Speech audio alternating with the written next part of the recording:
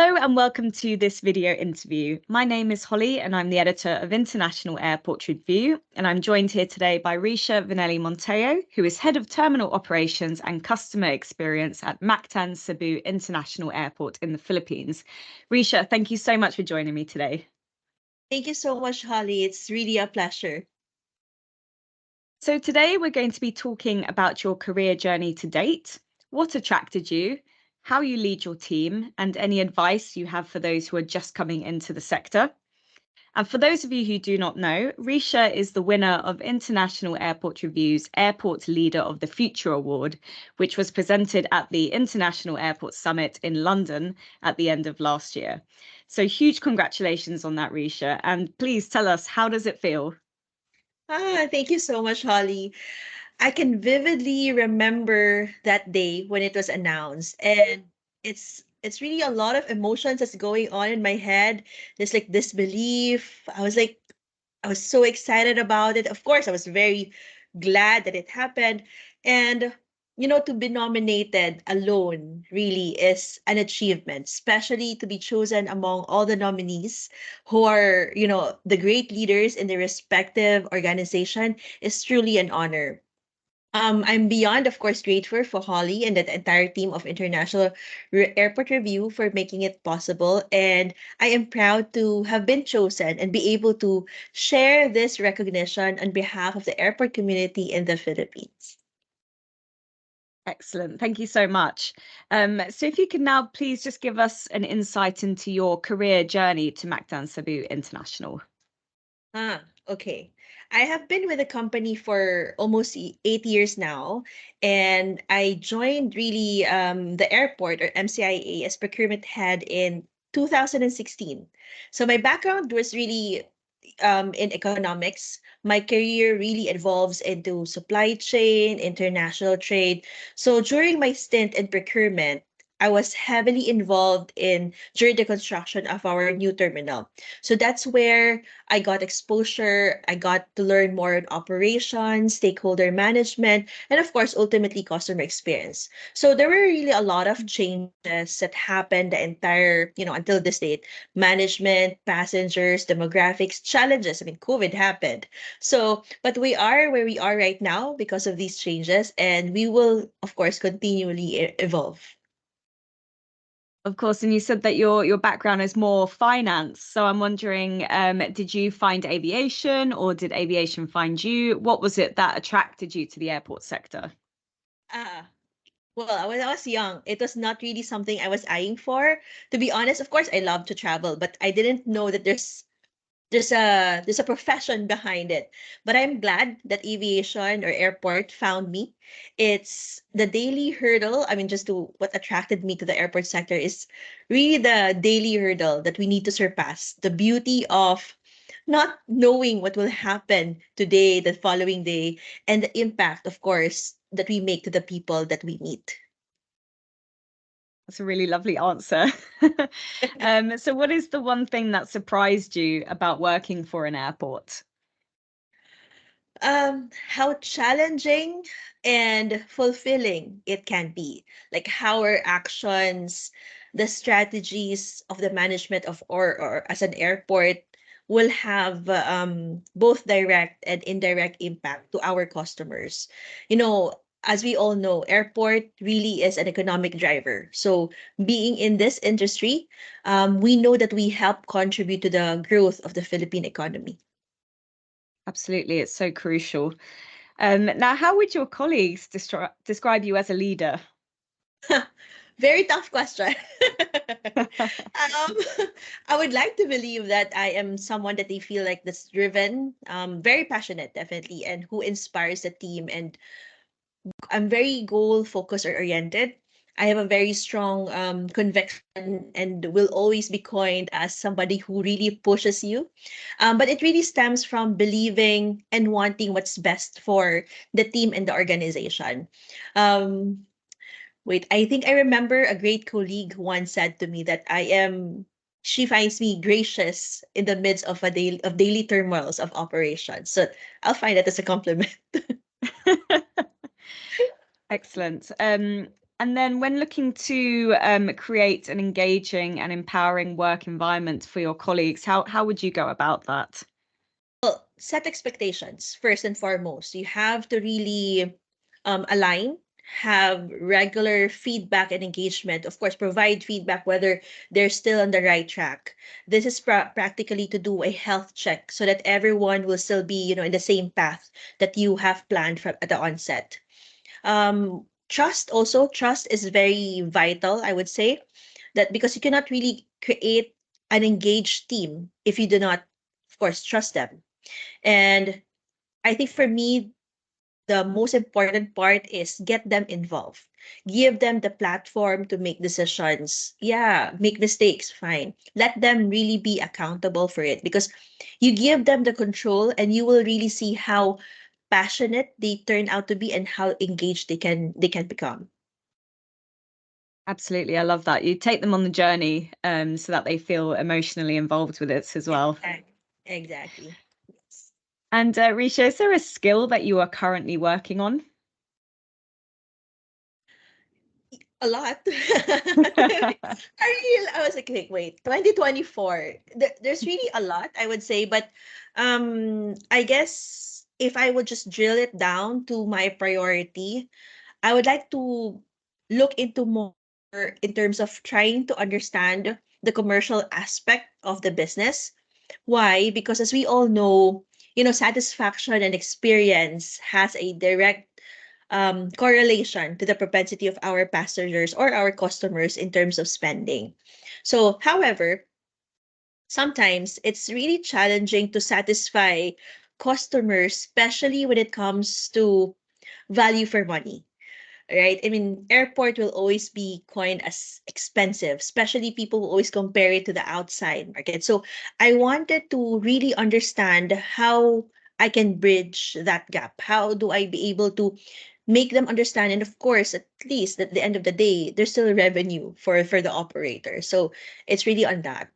And the second one would be it's a bit eccentric, the one that I would like to explore on, but I'd like to explore on the neuroscience in terms of relating to customer behavior and experience. I wanted to go deeper into the science side of better understanding our customers, what really takes them, what really is their preferences. Of course, we really go in terms of talking, surveys, etc. But I wanted to understand the science behind it. So those are one of the things that I'm looking forward for 2024. It's really interesting that you mentioned neuroscience. I've heard it mentioned by a few different airport leaders around the world. So, do you think currently kind of airports are not really thinking about neuroscience too much, and that might be a growing trend in the coming years when designing airport terminals and experiences, that kind of thing?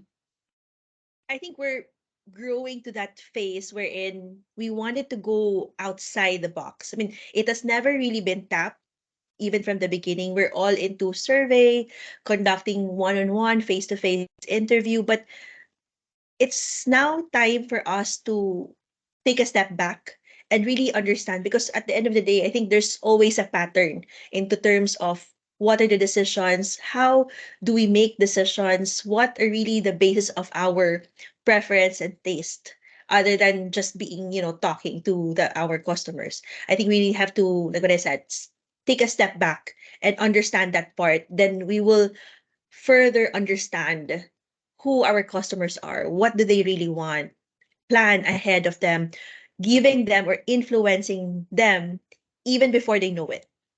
So, yeah. I love that. Mind control. Yes. Yes. It's a secret to the trade. Yep. Um, so what is it that energizes you specifically at work? Aside from coffee, it's really I would say the customers personally seeing that each one has a unique and lasting experience at the airport gives me that motivation to always do better. I also draw inspiration from the team. and the people around me. If you see them grow, you see them, surpass a challenge, even if they were hesitant at first, and see them transform because of the experiences. That really fuels me to do more. And I think the last one is the challenges and the ever changing environment that we are all in. I mean, it will really not be an airport if we are not challenged. So Mm, yeah. absolutely. And I mean, the aviation sector and maybe airports in general, they can be traditionally quite male dominated. I don't know how it is in your own organization, of course, but just wondering from you, Risha, what are the strategies that can help women achieve the success they want in their workplaces, especially in male dominated roles or industries? Yeah, it's so interesting that you mentioned that, Holly, no? Because I mean, in the Philippines, yes, there not really more opportunities, but it's going to that part. Being a woman is already a minority. Asian also is a minority, but that we can work on it as both to our advantage and of course disadvantage if we don't use it properly. But like any, I would say, challenge in life, you find your way to go through the pain points, and that will always make us better. So three things for me, I would say, is that create allies in the workplace, in the people that you engage with rather. Find somebody who has alignment in terms of mindset, and then someone, because that somebody will already advocate for you, speak for your achievements, and tell everyone what you can do. So that already gives you one foot of the door for inside, right? So be visible. Second, be visible. Yes, I agree that work speak for itself, but just like in any other industry, we always have to sell ourselves. We cannot be given an opportunity if we will just hide in the corner of our office. Lastly, stay confident. It really starts from within. Never doubt yourself. You are who you believe. So if you feel that you cannot do it, then you won't be able to do it. But if you believe that you can do it, everything that will be thrown at you, you will be able to manage and surpass it. So there. Fantastic. Those are really amazing tips. Thank you so much. I really like what you say about not being afraid to tell people what you're capable of. I think maybe as women, sometimes we're kind of conditioned not to, brag about our achievements, Agree. which is a bit of a shame. So yeah, it's great to hear you saying, that you should feel empowered to really tell people what you can do. So thank you so much for that.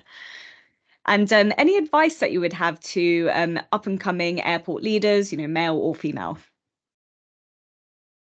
Continue sharpening the axe. At the end of the day, we have to continue be, you know, um, continue to find that knowledge, that experience, that's why we prefer having this forums and conferences, collaborate with other industry leaders, learn from their experiences. Nowadays, we have a plethora of references. So if you don't really know something, everything is already available for you. All you need to do is exert an effort and do something. So one important for me is really continue sharpening the axe and collaborate. At the end of it all, we're not expert in just this industry. There are a lot of experts, so might as well tap into that.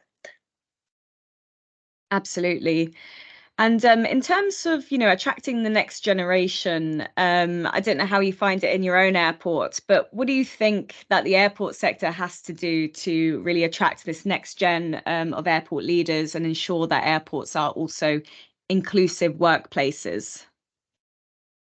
Um, just like how we give importance to our customers, we also need to listen and give time to understand the needs of the employees in order for us to retain them.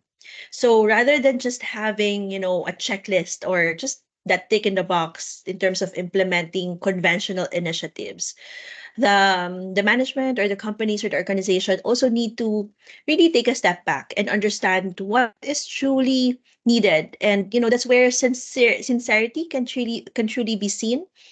That also we also have to give equal opportunities, regardless of gender, preferences, age, etc.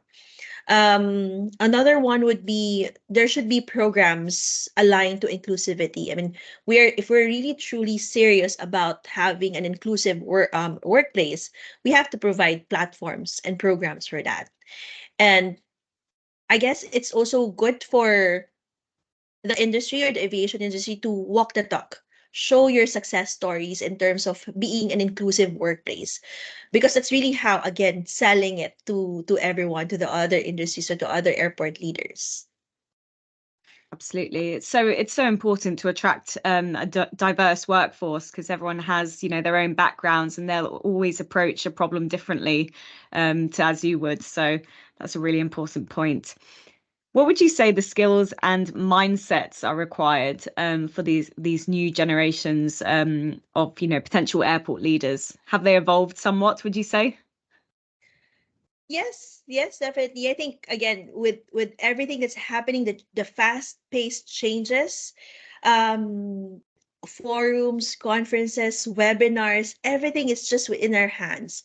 So and now with the comeback of travel, career advancement, I would say, is limitless. But you have to be strong mentally and emotionally, as the number of challenges will be thrown at you.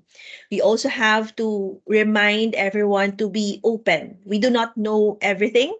So resiliency is essential, especially that, we're really that will really set us on the ground in terms of when things get tough. So, yeah. Absolutely. And then thinking about the future, then, Risha, what is your vision for your airport? Um, so in Abartis, we believe in enabling businesses, uplifting communities. Our vision really is to further develop the airport, not just in Cebu, but Philippine airports, a world-class airport. And through this, of course, essentially it will help our fellow Filipinos. I think it's also about time that we become part of the known or world-class airports in the world. It's time that we show the world who we are as Filipinos and what we can offer to the rest of the world. Absolutely. I love that vision. Thank you so much for your time, Risha. It's been really inspiring to talk to you today. And I'm sure that our audience have come away with many tips or tricks for their leadership roles. Thank you so much, Holly. It's really, again, truly my pleasure. And anytime, I'll always be available for you guys. Thank you. Yes. And congratulations again on winning the Airport Leader of the Future award. Thank you. And, Thank you so much. and to our audience, for more content like this, make sure you subscribe to our website. Thank you and goodbye.